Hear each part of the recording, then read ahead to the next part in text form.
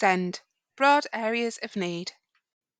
This video will cover broad areas of need as found in the SEND Code of Practice, descriptions of each of these areas, things to think about in these areas. Broad areas of need. These areas of need are used to help describe special educational need and/or disabilities, and they are used to organise SEND planning. The SEND Code of Practice identifies four broad areas of need: communication and interaction, cognition and learning, social, emotional and mental health, SEMH difficulties, sensory or physical needs. As well as the four broad areas of need, there is an additional area that you may wish to consider: independence and self-care. This is an area that is highlighted for young people throughout SEND law and guidance and helps to identify what support is needed to help young people prepare for adulthood. Communication and interaction. Children and young people may express themselves in different ways and show different strengths. Communication is highly individual.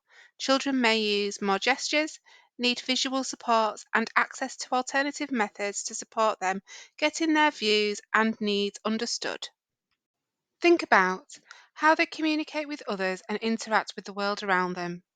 Do they have any difficulties understanding others and letting you know what they need? Do they use any tools or aids to help them to communicate? Do they understand social interactions and rules? Their use of language and imagination. Cognition and learning.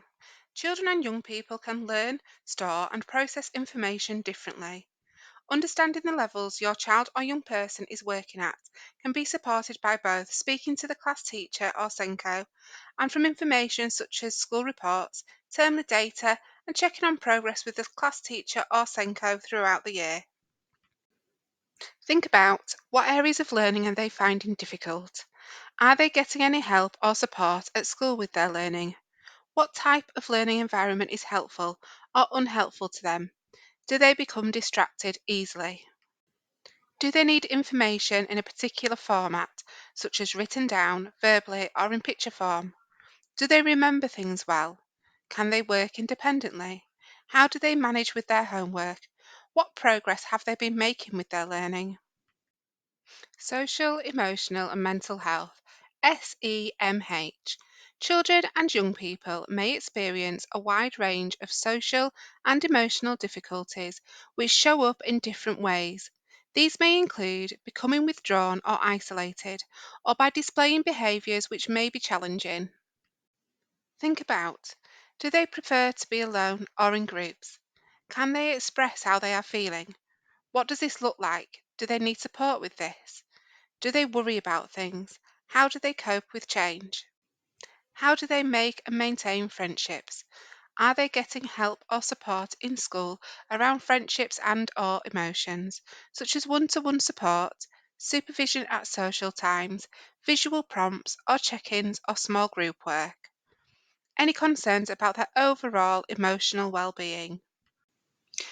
Physical and sensory needs. Children and young people can interact with and respond to the world differently, both physically and in terms of their sensory experiences. Some may need practical support, assistance, or equipment to help them achieve their goals. This area is often a good place to start if children and young people are feeling overwhelmed.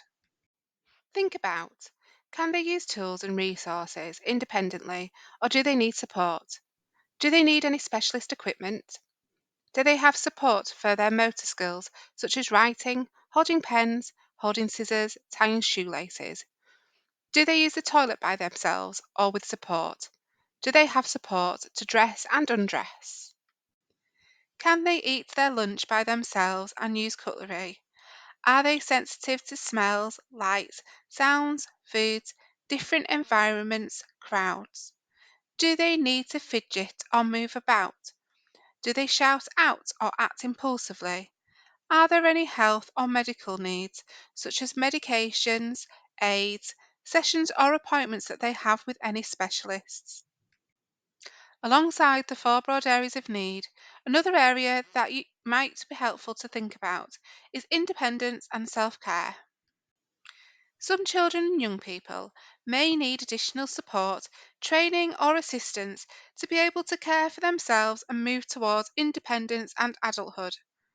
Early planning in this area can be helpful and should ideally be in place by age 14 onwards. Think about, do they understand things such as road safety, using money, managing time, routines, and stranger danger? Are they able to get themselves dressed, cook for themselves, and look after their personal hygiene? Can they remember and follow instructions?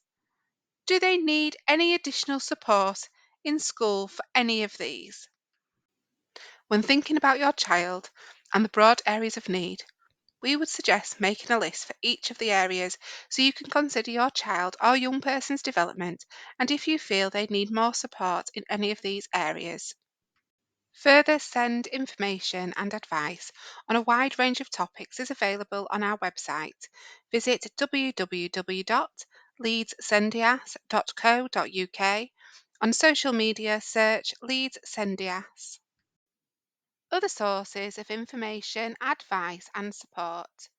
Contact for families with disabled children www.contact.org.uk.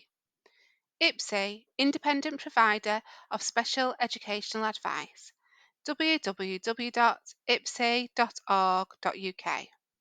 Leeds Local Offer www.leedslocaloffer.org.uk. West Yorkshire Children's Additional Needs Network www.westyorkshirecan.org. Council for Disabled Children www.councilfordisabledchildren.org.uk. Thank you for watching this video. We hope it was helpful. The next video in this series is SEND Support and the Graduated Approach.